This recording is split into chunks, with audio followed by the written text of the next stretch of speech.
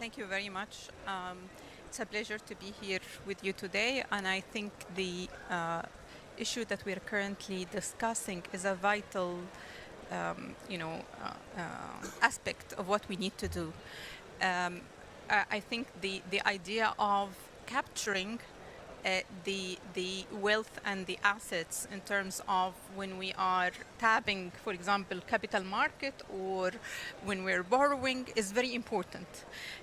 But I think also I would say we need to take it a step further than that, because we need to see how do we, once we're able to capture the wealth itself, how can we monetize that wealth to address the issue that we are, resource but cash poor. So I think it gives us a very good foundation of an understanding of where we are, the wealth that we have, but I think it takes a lot more work to convert that wealth into income stream, because at the end, part of what you're assessed on when you're borrowing is basically your capacity to repay. So unless you're able to monetize these assets, it will be difficult. So this is also part of the things that we've been working, including with the African Development Bank on, for example, on issues of developing, carbon credit markets. This is one aspect, able to, monetize what assets are able to give.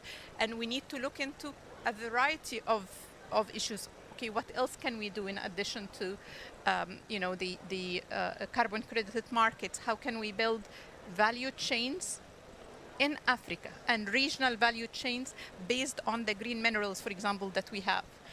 How can we, amplify all this wealth to get the maximum returns that we can from it?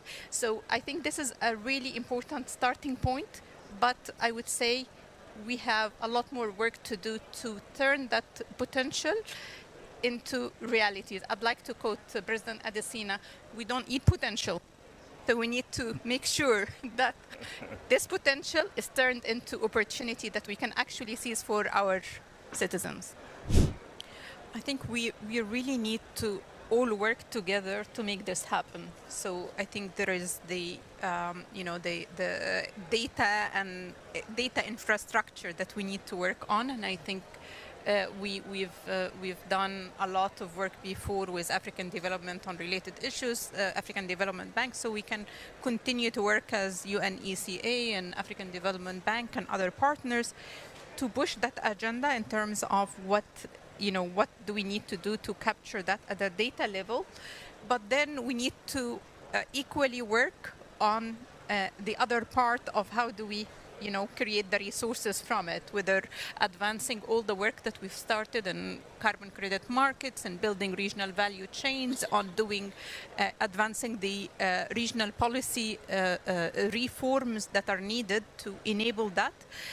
And it's gonna take all of us to really commit and invest in it, but the benefits for the citizens and for countries would be huge. So from our side, we continue to, we commit to actually advancing that agenda, and we look forward to seeing really reaping the benefits of all that.